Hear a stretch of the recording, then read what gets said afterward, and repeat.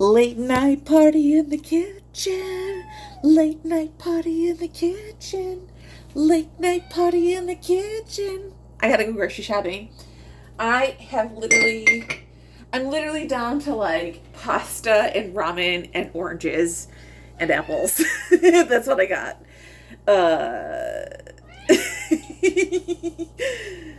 And I haven't for days. It's been like this for days. Days and days and days like this. I gotta go grocery shopping. I had ramen for dinner. It was good.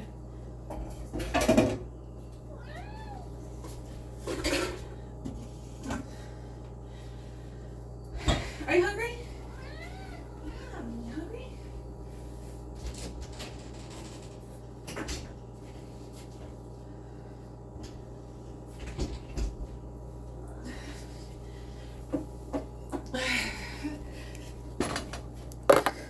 I had a sweet wrap at the Old Folks Center today. There's apparently a cafe down the street from me at the Old Folks Home. So I went over to the Old Folks Home and had a wrap. It was good. Healthy.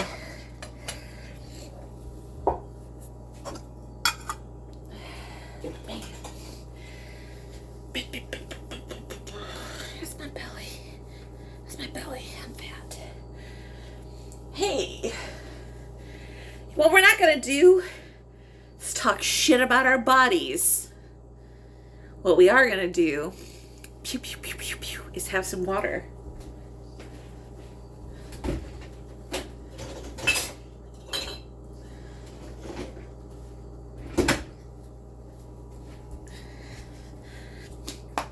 I do have a belly. I do. You know why? Because I like donuts. I admit it. I eat the sugar sometimes. Not all the time. Sometimes. Where's that coffee? I gotta put the coffee away. I had coffee earlier. I was drinking coffee at like 8 o'clock, 9 o'clock at night. I had a venti. But I think I still have some leftover coffee. I need to put that away for tomorrow.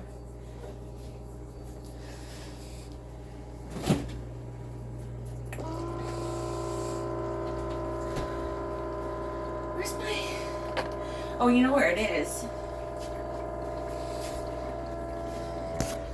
You come with me. We're going to go get my water pitcher out of the guest bedroom. I've been doing my writing in the guest bedroom recently.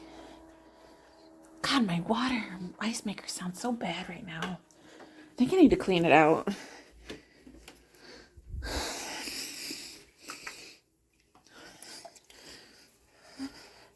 Hopefully it's not breaking down.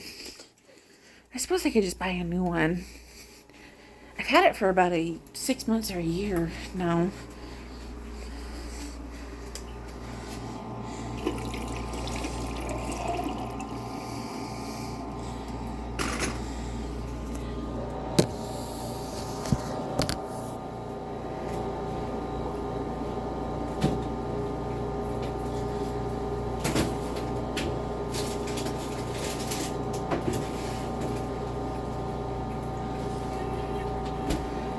I like having an orange too. I'm gonna have a Caracara.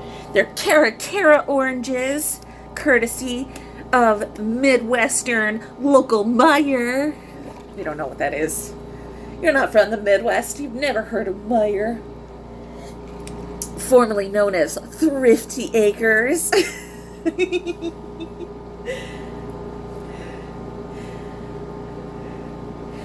Sometimes I get the because I do the rewards program, so I always get the satisfaction surveys from the local Meyer, and I'll fill it out, and then the store manager will message me. I'm tight with the store manager at my local Meyer.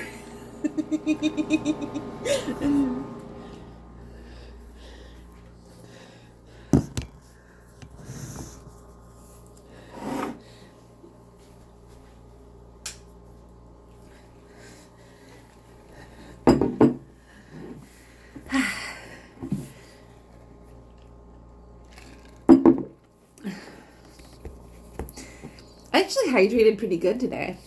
I'm actually really proud of myself.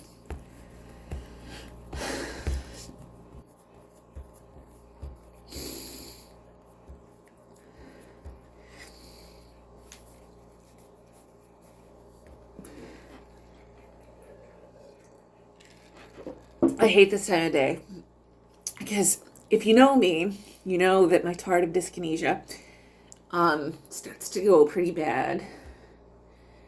Or I'll start blinking. You see, I know you can't tell from based on my other videos, but this is like when I start. My allergies have been bad lately. I think it's just 'cause I have the window open, but I've been blowing my nose and I rubbed my eyes during the whole of my podcast tonight, and I think it's because I have allergies. But it isn't so bad until I start thinking about it. But what it is, I get tired, and it always happens when I'm like tired or unfocused, or even when I'm anxious. All of a sudden, it'll be like I can't open my eyes because my tardive dyskinesia just goes out of control. And it's just, I don't know. I do the mouth thing too. I haven't done the mouth thing recently. I don't think. I don't catch myself doing it, but when I watch the video back, I catch myself doing it, and so I know I'm doing it. I just don't. When I'm filming it, I don't see myself doing it, but then when I watch it back, I'm doing it. So maybe you can tell, maybe you can't tell. But it's the fun little Easter egg of my mental illness.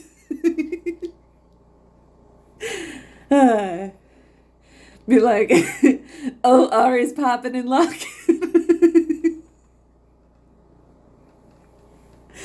It must be that time of day. She's popping and locking. She's got her tardive dyskinesia going off. Must be tired. Must be. And it's so sad that my face can just show everything. I cannot hide my mental state anymore. My physical state shows on my body in the most obvious of ways now. Blink a lot. My mouth will move. And if you know me, you know that I do these things. And people can tell. My mom will look at me and be like, "Are you tired?" And I'm like, "Yes." I have a towel. Dang, I can't poker face this.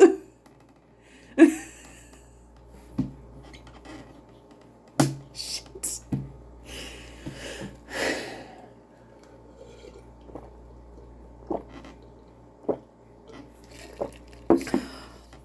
That sucks. I've worked so hard to now I have a towel. Medication related towel. Dang. Dang, dang, dang. Ding, dang, dang. I worked so hard to kind of strip myself of my Midwest accent. I still have some remnants of it, but learning French really stripped me of my Midwest accent. And that's why I sound like I sound more West Coast, or just, from the, although I don't have a lot of the slang, but when I moved to, say, like Seattle or California, I kind of fit right in because I could fit the dialect. I didn't sound exactly Midwestern because I wasn't saying things like pop, or mirror. Sometimes I say mirror, but not. You catch me on a bad day, I'll say it. But the thing about it is that was something that I worked really hard to strip myself of, was a lot of the Michigan Midwesternisms that I had. I don't say bag. I say bag. I say bag. I have a bag. Not a bag. But I've worked really hard to have a bag. But I worked really hard to strip my dialect. I say soda instead of pop. My mom's like, it's pop. It's pop. We say pop around here.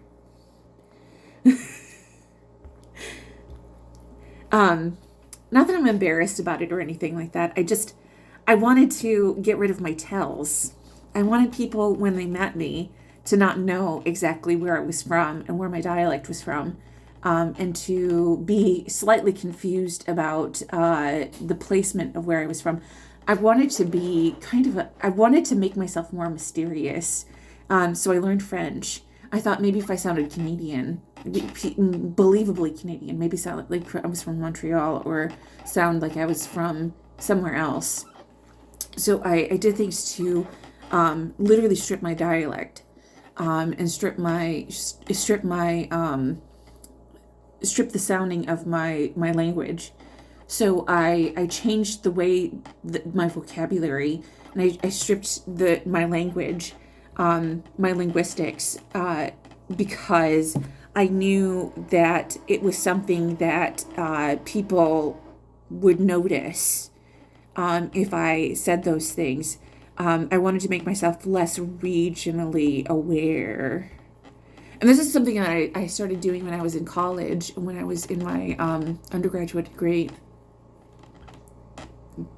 that I knew if I was going to be someone who was like on YouTube, or somebody who, because, when I was in college, people said I had a very good speaking voice and that I had a voice for podcasts and things like that. So it was something that I started doing when I was in college, because I knew that this when I was starting to be a journalist. I was thinking ahead to the future about the marketability of my voice and the marketability of myself. So, and it worked well for me, especially working in like customer service and stuff, because I moved to Iowa and I was on the phone as a customer service representative. And so stripping the dialect from my voice made it so that I was an excellent customer service representative, because people didn't know exactly where I was from, that I didn't sound Midwestern. So I sounded wholesome in a way that I was relatable, because I sounded like I was from everywhere and nowhere. But I sounded down home. I sounded down home like I could be your next door neighbor, but also at the same time I sounded like I could be somebody that, I don't know, it's just, I sounded American, but like vaguely American, but not specifically from anywhere specific. And it's just, I sounded possibly Midwestern, but also like Western, but also I sounded like I had a good speaking voice, but also like easily understood, clear speaking, but not from anywhere specific. And that's why I have such a good speaking voice, because I've practiced at it, and that I would do jobs in which my voice was kind of the most important part of my job. And I had worked linguistically hard to scrub my accent.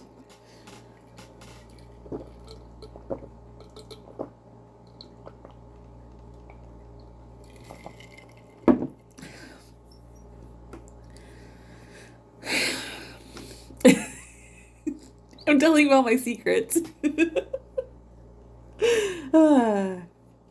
was kind of a huge secret. Is it a form of embarrassment? No, it was part of the marketability of my youth. That in order to sell myself, I had to become an everyman. That I had to sound relatable to that I was doing something to my voice, as far as like, I don't know, just making it sound like I didn't sound like I was from anywhere specific. Making myself sound more global, maybe, or just less regionally specific, perhaps. I do still have some lingering dialects, though, but I worked harder to get rid of them. I suppose I always have like some regionalism, some Midwesternness, but I find those to be pleasant quirks of my voice.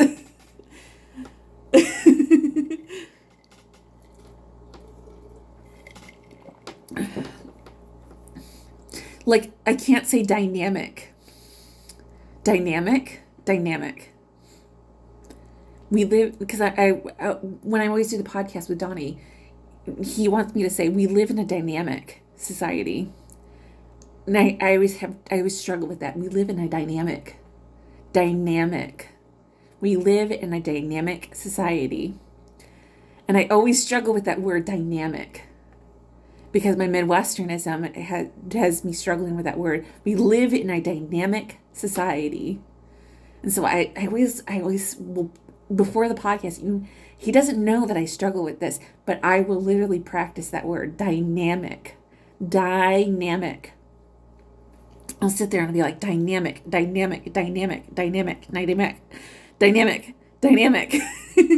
I'm like, why does it sound so stupid coming out of my mouth? I'm like, dynamic. We live in a dynamic society.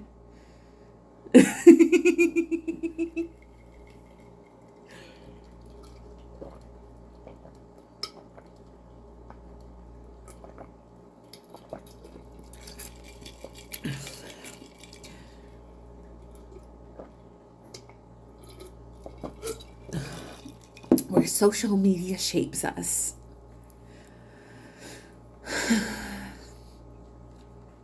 What do you think, kitten?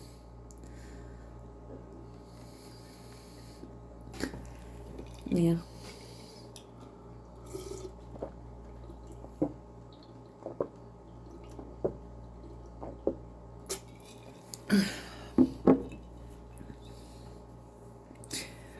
We live in a dynamic. Ooh, that sounded good. We live in a dynamic society where social media shapes us. Ooh, that sounded good. T ta ta ta to to to. T ta ta ta to to to. T ta ta ta to to to.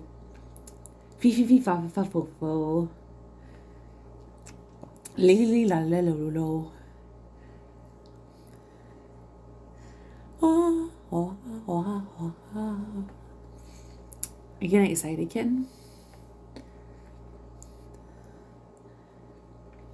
La la la la, la la la la, Elmo's World. Sorry, I'm just slightly hypomanic.